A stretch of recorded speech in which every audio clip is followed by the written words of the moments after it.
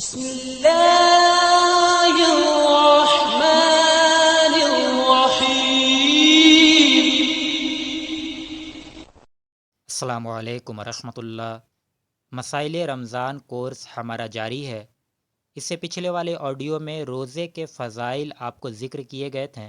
انشاءاللہ آج کے آڈیو میں روزے کی تعریف یعنی روزہ کہتے کسے ہے یہ آپ کے سامنے بیان کیا جائے گا۔ روزے کی تعریف کچھ یوں ہے کہ مسلمان کا اللہ تعالیٰ کی رضا کے لیے صبح صادق سے غروب آفتاب تک کھانے پینے اور صحبت سے رکنا شرعاً روزہ کہلاتا ہے۔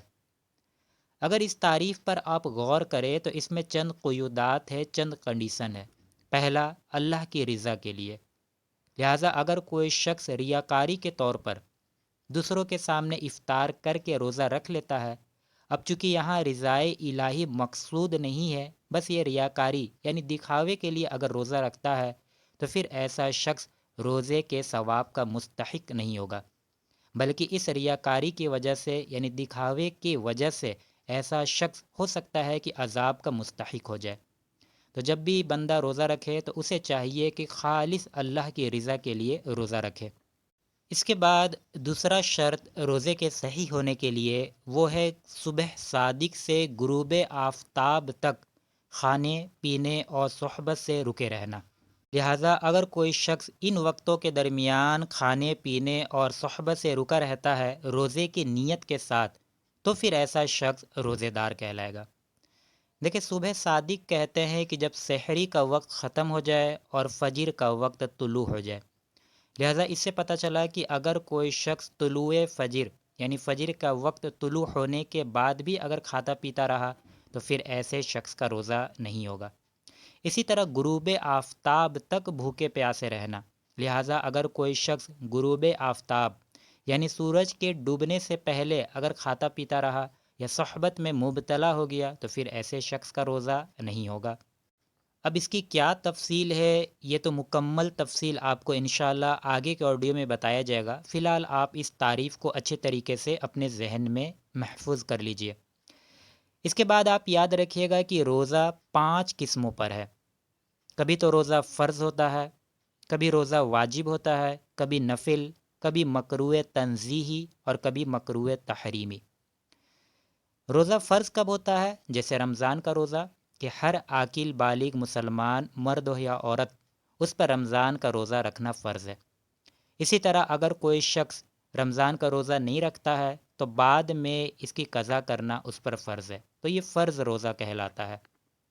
اسی طرح بعض اوقات روزہ واجب ہوتا ہے، جیسے اگر کوئی شخص منت مانگ لے کہ اگر میرا فلاں کام ہو جائے تو میں روزہ رکھوں گا، تو پھر ایسی صورت میں کام ہونے کے بعد اس شخص پر روزہ رکھنا یہ واجب ہو جاتا ہے۔ یہ 2 بات تو آپ سمجھ گئے ہوں گے۔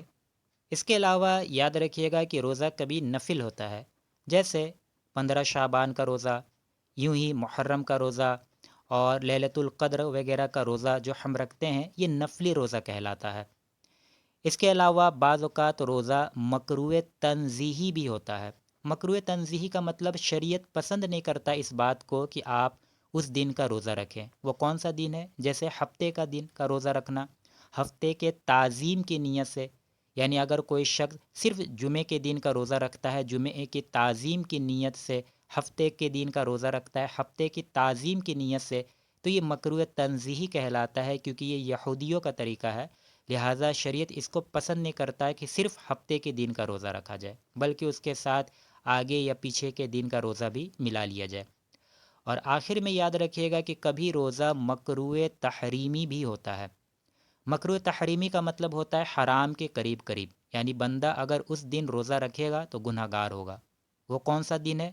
تو بس آپ نے یاد رکھنا ہے کہ سال میں 5 دن ایسا ہے کہ اس دن روزہ رکھنا یہ مکروہ تحریمی ہے، یعنی اگر کوئی شخص رکھے گا تو وہ گناہ گار ہوگا حرام کے قریب قریب۔